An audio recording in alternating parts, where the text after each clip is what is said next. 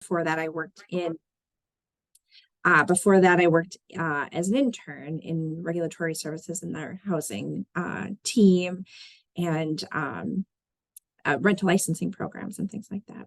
So I have a pretty high level overview of zoning and planning for you today. As Jess mentioned, my expertise really lies with the City of Minneapolis, but there's some terminology that is certainly universal that we can talk about today that sometimes those terms get kind of jumbled together or mixed up. And then just kind of how processes look and how they work kind of together.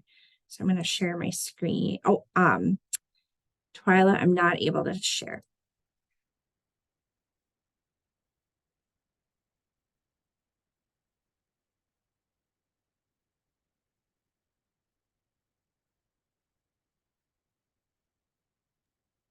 You should be able to now. Okay. There. Is everyone seeing that presentation? Okay, great. All right, so planning and zoning. So to start, let's see. There we go. So what is zoning? Zoning is the ability of either a city or a county typically to control how land is developed. It guides where certain uses are allowed, residential, commercial, industrial, and tries to promote kind of the best way to use that land. So making sure your residential is approximate to certain amenities, places for education, places to get your groceries, things like that. And then also like for large commercial or large industrial businesses, making sure they have good access to larger transportation systems like rail, water, or highway systems. But it's really intended to utilize land the best way to ensure the welfare of residents and visitors and people working there. So the purpose of zoning really at its heart is to protect the health, safety, and welfare. And zoning really first came about in the 1920s. There were a lot of people living in not safe conditions, too close together, disease spread, fire, large fatalities that way. So we started to see kind of zoning in like the early 1920s. And our first zoning code was adopted in 1923 in Minneapolis, even though much of the city had been kind of built out in kind of where we think of like the core of Minneapolis. It's also intended to kind of be predictable. We would expect certain uses to be in certain areas. Residential is generally kind of in, residential neighborhoods, and commercial spaces are along important corridors that may have good access to public transit or be located downtown, for example. And then we also try to mitigate some conflicts between those uses. So we want to make sure that we have good separation between industrial uses, for example, and residential. Kind of at its core, we take a look at how land is used. So land kind of generally at a very high level falls into categories such as residential or commercial and industrial. And certainly in Minneapolis and other places, we allow for a mix of uses. So if you're familiar with like a ground floor retail with residential above, or co-locating office spaces with commercial uses as well. So there can be a mix. Zoning also kind of controls the built form. So setbacks is how much green space is kind of allowed around the property, how many open yards and things. It can also regulate how tall a building is in, feet or stories, and then how much floor area. So we talk about building bulk. So that's how much actual, structure you can fit on a lot. And then we also regulate things like signage, for example. So there are different components of the zoning code. At its heart, most zoning codes are going to have a map. And that map is going to show you the districts for which each property is located. In Minneapolis, we have 3 maps to tell you really what your zoning is. One tells us what land uses are allowed.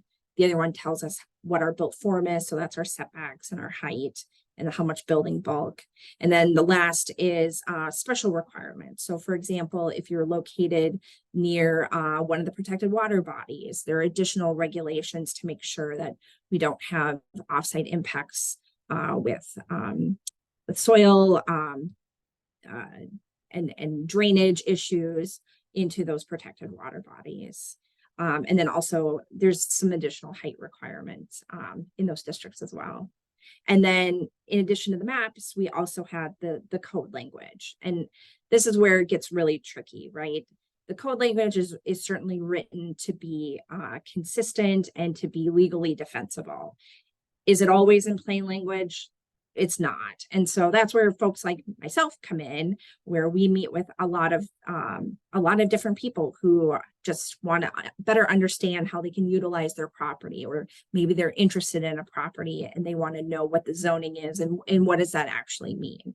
So there are practitioners of the code, like city planners, who can kind of help bring it into more of a reality or more of a plain language. So here's an example of our zoning map. So this is the city of Minneapolis, and each of those colors represents a different district. In these primary zoning districts, that's where we talk about land use, like how can I use this for a triplex? Could I use this land for multifamily residential structure with 20 units? Could I use this as an emergency shelter? Things like that. And then we also have commercial districts, which allow retail, office, and other businesses. And we've moved away from that industrial classification into more of like production and processing, which is really kind of intended to describe our districts in such a way that talk about being job producers versus uses that potentially have environmental impacts. So as I mentioned, these zoning districts set out the specific roles. And as a use, you fall into one of three categories. And I'll talk a little bit more about those three categories here. You're either permitted, conditional, or prohibited. It talks about how many units might be allowed. So with our most recent code revision to reflect the 2040 plan, which is our comprehensive plan, we took districts out previously only allowed for either single family dwellings or duplexes for residential. And now those districts, all of them, allow for a single family home, duplex, or a triplex. So that's what the code says today, as well as building height, bulk, and setbacks. We also have minimum standards for how large our lots can be or how small they can be. And then how much of that lot you can cover with building and then other impervious surfaces like driveways, sidewalks, things like that. And then there's some other regulations that apply regardless of the specific district you're in. So signage has a certain allotment with like how big your building is. We want to make sure parking lots are screened so you don't have lights shining into the windows of other buildings, other uses, other residential uses, for example. There are a handful of uses that we have in the zoning code that have spacing requirements. So for example, our emergency shelters and our overnight shelters have a spacing requirement to avoid concentration. So you can't have more than one emergency shelter within 350 feet of another emergency shelter or overnight shelter. And then we use site plan and design guidelines to get landscaping and screening and kind of beautify the site a little bit, make it a little more friendly. So those are our zoning code requirements. We also have a comp plan. And so the comprehensive plan is the guiding document. That's our policy plan, and it has the values for the city of Minneapolis. So ours is Minneapolis 2040, and we update that plan every 10 years. So we're going to be kicking off the next round. So the 2050 plan, we're going to start kicking that off here in about a year or so. For the 2040 plan, we did an extensive amount of outreach and engagement. We we were very intentional with a pretty robust community engagement plan that really intended to capture the voices of people that have been historically underrepresented in Minneapolis. So instead of just going to kind of the same folks that we had heard from time and again, we tried to meet people where they were, and we held large events and gatherings. We offered food, and we kind of educated people about what is, you know, a comprehensive plan, but then also how do they see themselves in their neighborhood? What's missing?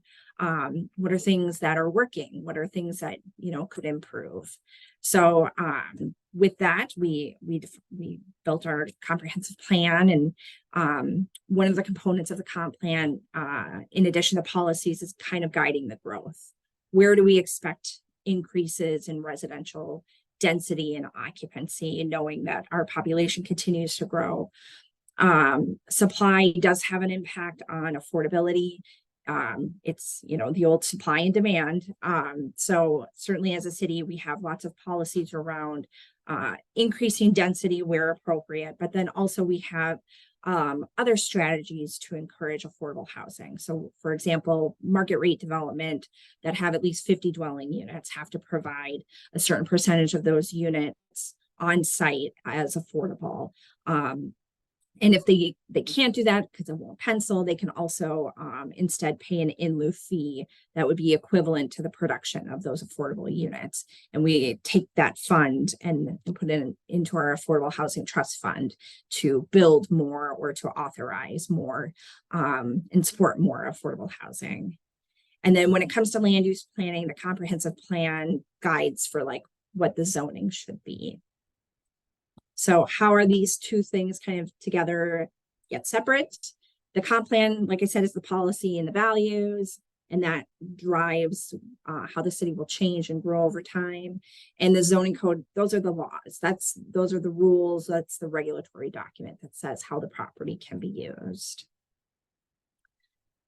As you can see, the maps are kind of similar in that where we expect to have kind of this urban neighborhood character, which is a combination of residential and, you know, some small scale commercial uses and institutional uses, like religious places of assembly and schools, things like that. Those are kind of that lighter color you see on the left-hand side. That really kind of also is consistent with our zoning map. Where you see the purple, those are our production zoning classifications and our comp plan guidance. And those dotted lines that you see on the comprehensive plan map delineate where our commercial corridors are. So those are, you know, Lake Street, Central Avenue, West Broadway, some important streets throughout the city of Minneapolis where we've historically had commercial uses or mixed uses. They have good access to transit. So as I mentioned before, the zoning code defines uses into one of three categories. So let's say a single family dwelling in a low density residential district. That's just permitted. You can have that use. We also have uses that are conditional, which would be uses that are otherwise permitted, but they have additional requirements. So through a conditional use permit application, we evaluate the use to make sure it complies with those conditions. And then a prohibited use is it's just not allowed. If you want to open, let's say, some kind of an industrial use in an urban neighborhood or residential district, that is just not allowed. The only way to allow that would be to change the zoning classification or rezone. So this is an example of what our land use zoning table looks like. So you can see each of our uses are kind of defined. We have things like dormitories and emergency shelters, fraternities, single room occupancy, and then just dwellings, right? So single, 2, and 3 family, and then multiple family dwellings with 4 units or more. And then we have kind of some additional nuance within each of those. Some of these uses have additional requirements, not from the city of Minneapolis, but maybe are also regulated or licensed by a state department such as DHS. So these are some common applications that could apply in a variety of different cities or counties. And this is kind of, a lot of this terminology is from the Minneapolis zoning code, but it also, like I said, is kind of general. So a rezoning really takes a look at your policy document and says, does that zoning match or allow for a district that would allow more uses? So for example, if someone wants to build an apartment building with 6 units in it, but the zoning only allows for 3 units as a maximum, is there an opportunity to rezone or change the zoning district in order to allow for that land use? Or let's say you have a commercial building or a commercial use that you want to put into a residential property. That would require a rezoning. So a lot of times we'll hear things like, well, I just need a variance to that. Variance is a different series of standards. And a variance isn't intended to allow for a use that would otherwise be prohibited. And we'll talk a little bit more about variance, but in that case, it's a rezoning. You have to change the map. It's usually a very long process, no matter where you are, because you have to go through a city process, through a public hearing process in order to rezone property. A conditional use permit is required for uses that are conditional. So it's that permitted use, but you need to verify the standards are met. So they would otherwise be permitted as right, but you need to kind of do a deeper dive into whether or not that use complies with all of those additional requirements.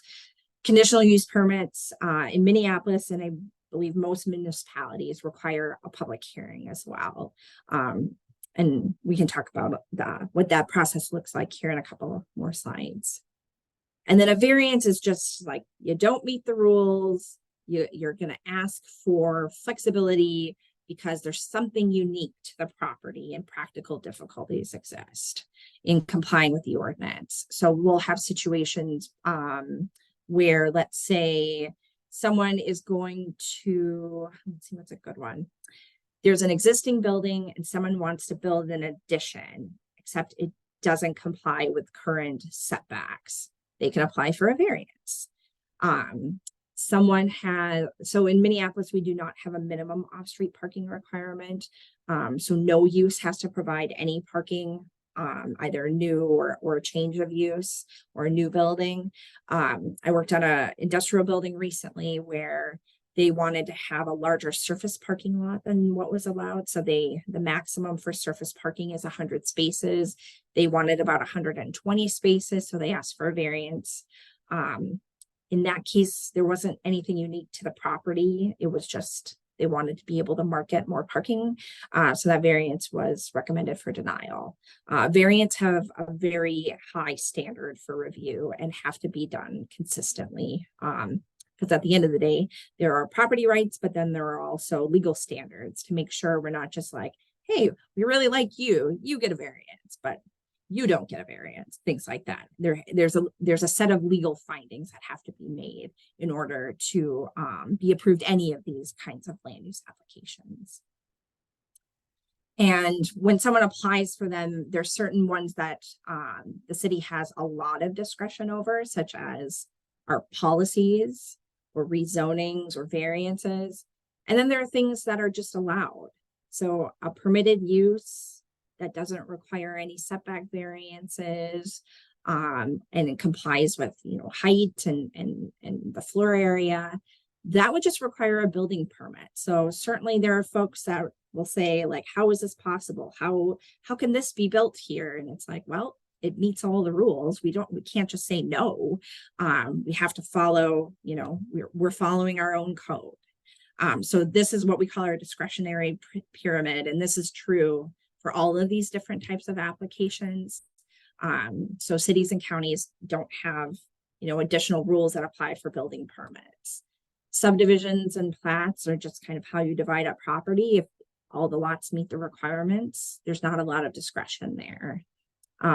Site plan review is just, again, it's kind of looking at the site. Does it meet it? Does it not?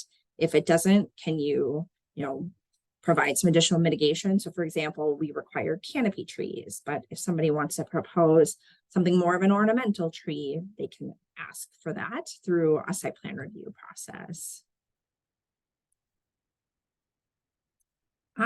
So our land use applications that require a public hearing could go to one of several boards and commissions.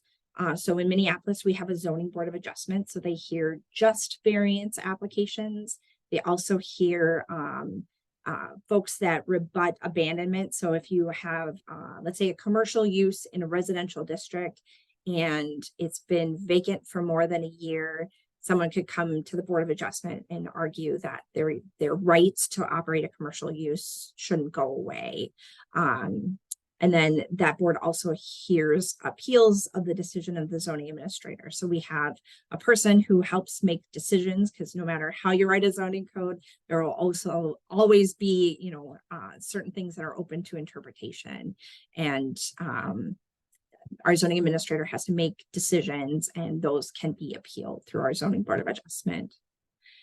We have several properties in the city of Minneapolis that are within historic districts, or they are historic landmarks, and alterations generally to the exterior to those properties would go, depending on the scale, go before our Heritage Preservation Commission. Our City Planning Commission usually reviews larger projects, new developments, a lot of new, multifamily residential buildings or mixed use. And then certain applications will automatically go on to our city council, such as a rezoning. But most things are kind of handled within those top three boards and commissions. So appeals of the planning commission, for example, would go on to the council, but like a conditional use permit that's not appealed, that's the only stop. So generally, this is kind of how our process looks here in Minneapolis. We meet with the applicant, the person interested in doing that thing, building a new building or applying for a variance. And then we review the application materials and schedule a public hearing. We take public comment ahead of the meeting. And then we also hold a public hearing so people can show up and voice their opinion there. And then our boards and commissions make a decision at that public hearing. And then it either goes on to our city council automatically, or there's a 10-day appeals period, and appeals would only go on to the city council. So in addition to the zoning requirements, there are lots of other regulations that can apply when building new buildings or proposing new land uses, or certain things just require additional licenses. So zoning is just one part of a comprehensive review of new things. So I work with a lot of building conversions, and if a building was originally built for one thing and now being used for something else, there can be some very expensive upgrades to the structure that are required in order to allow for that use. So even if zoning says, yeah, looks good, go for it, convert that single family home to a triplex, building code will say, hold on a second, we have, potentially accessibility requirements, or we may have a sound attenuation. So we make sure that there isn't a lot of sound that transfers between one unit to the next, or they may need a second stairwell. There are also health code requirements. So for example, our emergency shelters in the city of Minneapolis have to apply for a health code license, and those are regulated through our health department. Fire code is, making sure people can get out safely, making sure that there are working smoke and CO detectors within proximity. And then other licensed uses could be through state departments, such as DHS or the Department of Health. So zoning is usually kind of the first stop for a lot of folks, because we need to make sure it's allowed. And then after that, we would follow up with any sort of like building permits or licensing requirements. So that's what I have for you today on an overview of what is zoning and what is a comprehensive plan. I'd be happy to take any questions.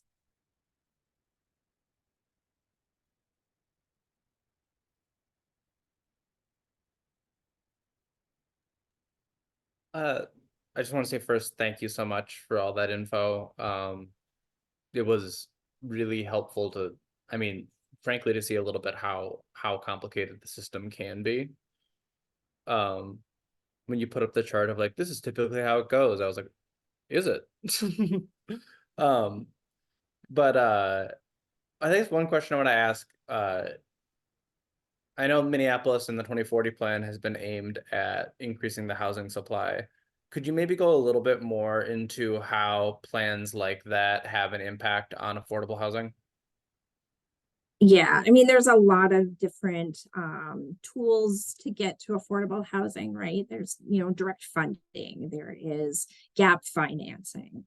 The way that planning and zoning allow for probably an increase in supply is allowing for more dense residential housing. And so we've been doing that for a number of years. So like I said, I've been here for 20 years, and there were certainly districts that only allowed for single family home, even though they called for single or two family dwellings, because the lot area requirements really said like the average city lot was not big enough to allow for a conversion to a duplex.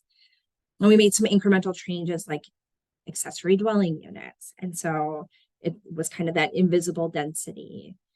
And so from there, we thought, well, if we are already at a point now where we allow for a duplex in a two-family district and then an additional accessory dwelling unit, we might be able to allow for districts to allow for up to 3 units in these otherwise low density districts historically.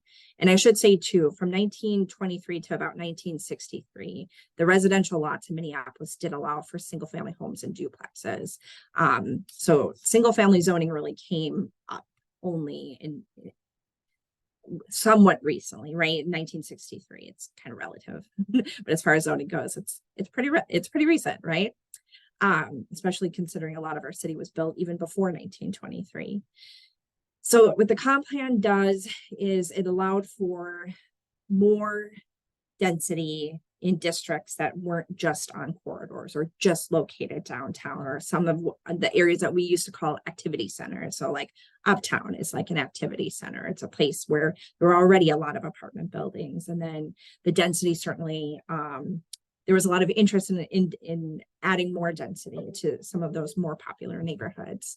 But we also took a look at allowing greater density kind of within a building footprint. So that's really kind of what the 2040 plan does now.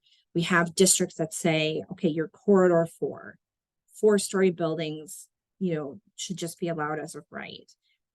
And go ahead and, however many units you think you can fit in there, versus a density requirement, which is something we used to have, and many cities still regulate multifamily this way as well. They'll say how many units per acre. So we don't have districts that allow for multifamily that regulate the number of multifamily dwelling units. So it allows for things to kind of pencil out. As kind of a result of that too, though, we do see, we have seen a lot of units that are probably geared smaller in size, right? Some more studios or more single units. Getting the family size units, we don't see it as often, but that's because the developer is really driving the conversation, right? The city is not a developer. We take the requests in and then we evaluate it against the zoning code, and we don't have requirements to say like you have to have multifamily units with a certain number of bedrooms here. Again, that's up to the developer. But increasing supply is one tool in kind of allowing for more affordable housing, because if you have high demand and low vacancy, then you're going to have high prices.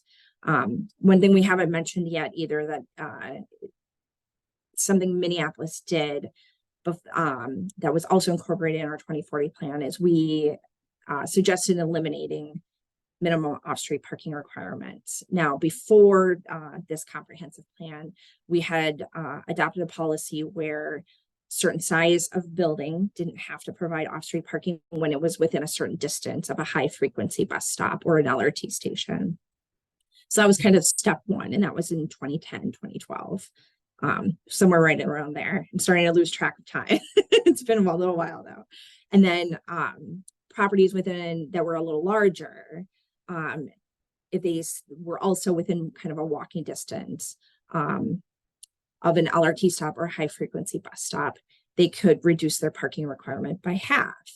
And even before that, Minneapolis had a pretty low parking requirement. Our requirement previously was 1 off-street parking space per dwelling unit.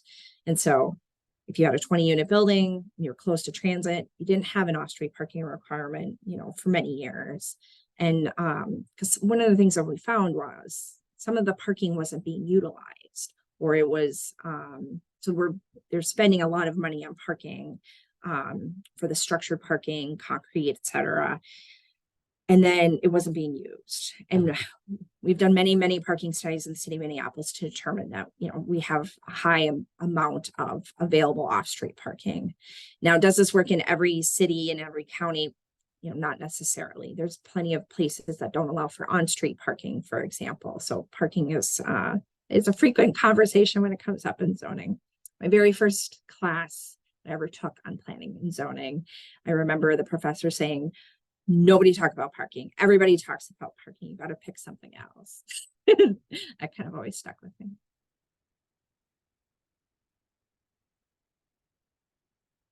That address your question, Jess? Sorry, I was very long-winded.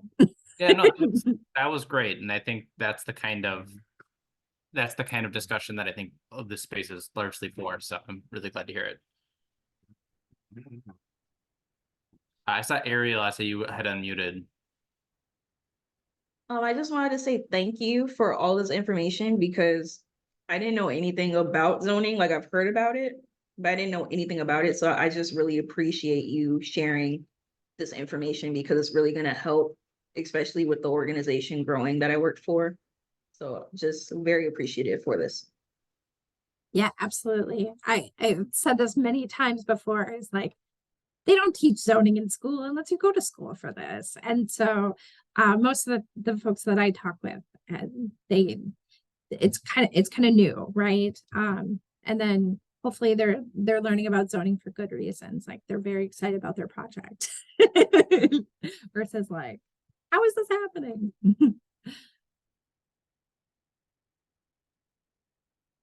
I think one other question I have here, and this might be beyond your scope, and you can tell me if that's the case, but we had a lot of our culturally specific providers were on the call today. And I know Comfort had to leave, but I also know that both Minneapolis and Minnesota have a lot of de facto segregation left over. And I'm wondering if you can speak at all to how zoning plays into that or how it's historically played into that. Just and how we can maybe work on rectifying maybe some of those past issues. And that might be a little bit beyond what we're talking about right now, but I just wanted to see if you had anything. Yeah, absolutely. I mean, that is historically zoning was utilized as a tool for redlining. And we see the impacts have carried on for many years. And if you haven't already checked out Jim Crow of the North, it is a really great education, specifically in Minnesota, in the Twin Cities, Minneapolis, certainly, where it talks about how certain areas or neighborhoods were classified in order to allow, and it was unfair lending practices. And it was intentionally used as a tool for segregation. So those, that's a great resource. I would say that we will always be trying to right the wrongs of the past. And, transportation and infrastructure projects have also created the highway system, for example, with 94 in Rondo neighborhood. So I live in St. Paul. I used to live in Summit U, and you feel it. You still feel it today, just how separated that neighborhood is, north and south of 94. I'm not far from there now, and it's still a very stark barrier. And we had that here in South Minneapolis as well, with the interstate system. So I would say in order to kind of, again, right the wrongs, right, is to allow for more diversity of housing types and allow for that to be done citywide, and to focus and concentrate our efforts and be intentional about how we zone and how we allow for a variety of land uses. So it's something, we got to keep working on. We never try to stop or slow down.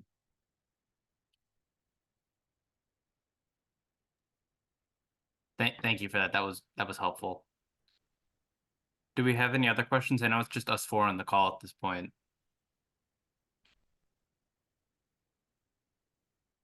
Go ahead. Not that I can think of right now.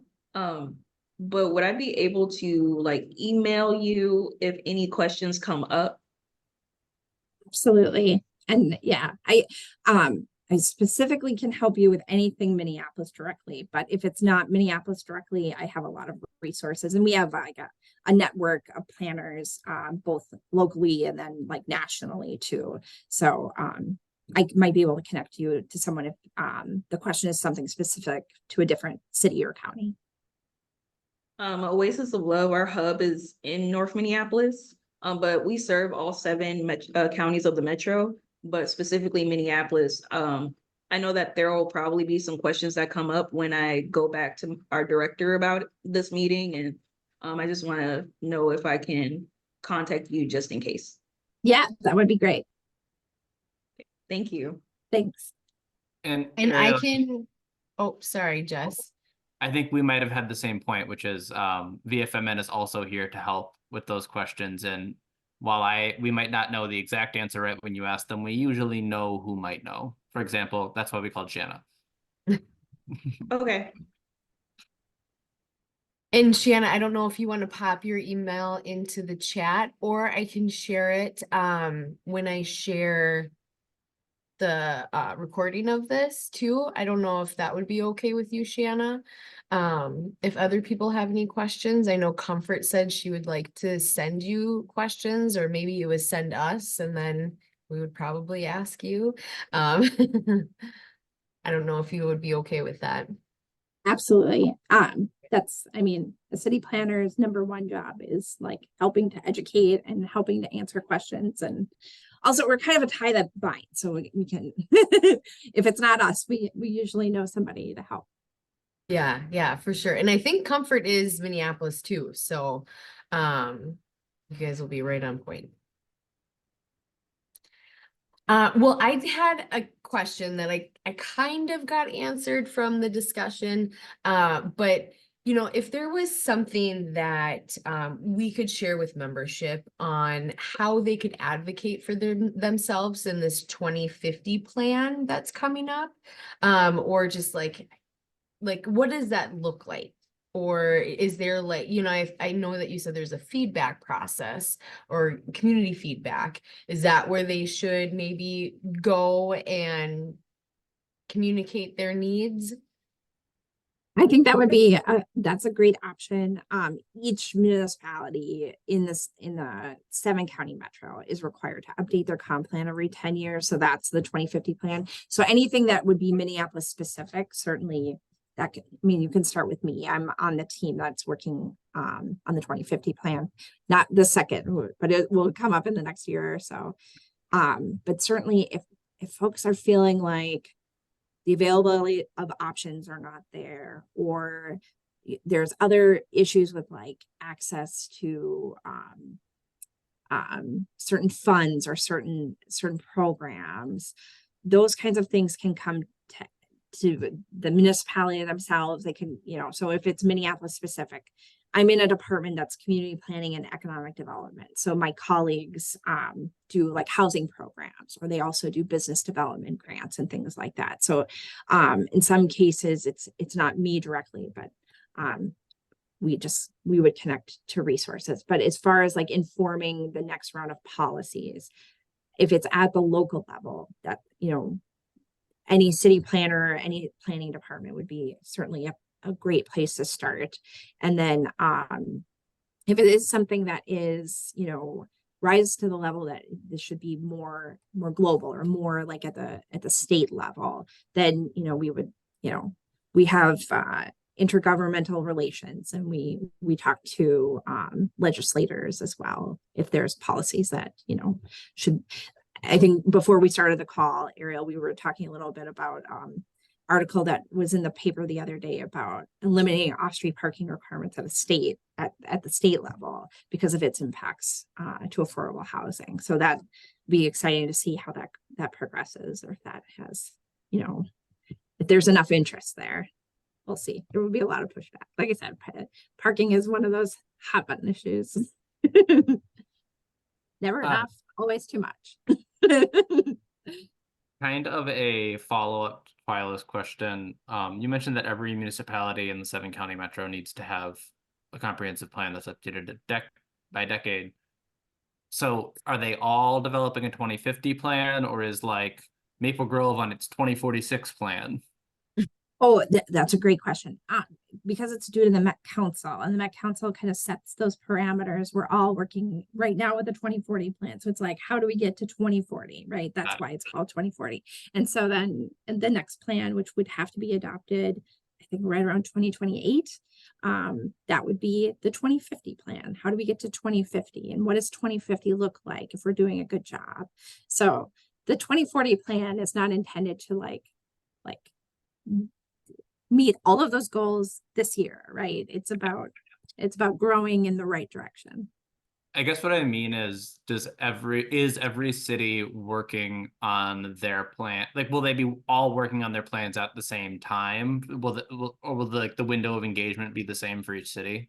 It's probably not. It depends on the scope. Like this last plan was substantial for the city of Minneapolis. It was a pretty big, there were a lot of changes from where we had been in our 2030 plan, for example.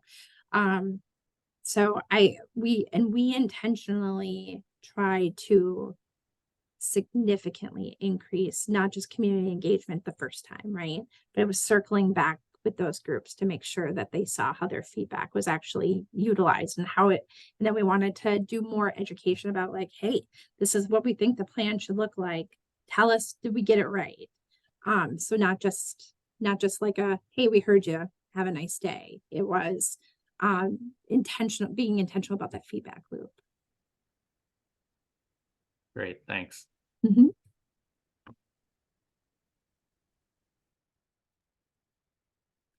Great. Well, I don't have any other questions. Ariel, do you have anything else? No, not at this time. Okay, great. Well, thank you, Shanna, so much. And Jess, awesome questions. I think we can end it now. I'll be sending out the recording over the listserv, Ariel. So if you want to share that with your directors or anything, more than welcome. And then her email as well. So Shanna, you might get an email from Comfort. I bet that's going to be one that asks you some questions. I know she's our zoning gal, so be on the lookout for her. Sounds great. All right. Well, I'm going to stop recording and